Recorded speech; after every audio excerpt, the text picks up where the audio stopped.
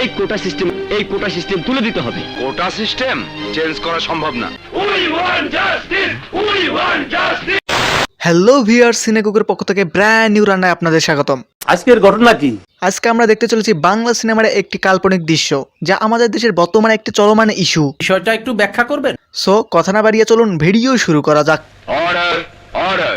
সিনেমার নাম জি। সিনেমায় একটি দৃশ্যতে কিছু বেকার যুবকদের কোটা বিরোধী আন্দোলন করতে দেখা যায়, কিন্তু সরকার কোটা সংস্কার করতে না চাইলে অনেকে আবার আত্মহত্যা করে মরতে চায়। মামলা কোর্ট পর্যন্ত গড়ালে ম্যাজিস্ট্রেট তাদের আত্মহত্যার নীতি বাক্য শোনান। করনি আত্মহত্যা মহাপাপ, তোমাদেরকে বেঁচে থাকতে হবে।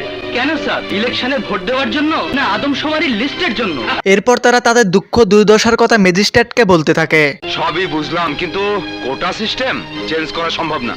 এরপর তারা কোটা সিস্টেমের বিরুদ্ধে কিছু যুক্তি উপস্থাপন করেন, কিন্তু এরপরও ম্যাজিস্ট্রেট সেই সিস্টেম চেঞ্জ না করতে চাইলে ছাত্ররা তাদের সার্টিফিকেট ম্যাজিস্ট্রেটের মুখের উপর ছুঁড়ে মারে এবং কঠোর আন্দোলনে মেতে ওঠেন। আন্দোলন বেগমান হলে পুলিশ পরিস্থিতি সামলাতে হিমশিম খান। লাঠিটা কি ডানগুলি খেলার জন্য রেখেছেন? লাঠি চার্জ করুন। Right sir.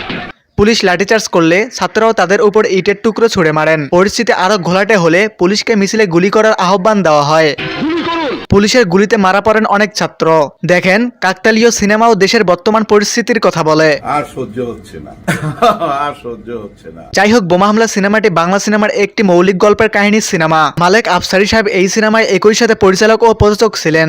আর সহ্য হচ্ছে না, এই প্রথম ইমানি দায়িত্ব নিয়ে কন্টেন্ট করতেছি। সো আজকের ভিডিও এই পর্যন্ত। এই ভিডিওটি ভালো লাগলে লাইক করুন, কমেন্ট করুন, আর এই চ্যানেলে প্রথমবার হলে আমার অন্য ভিডিওগুলো দেখুন।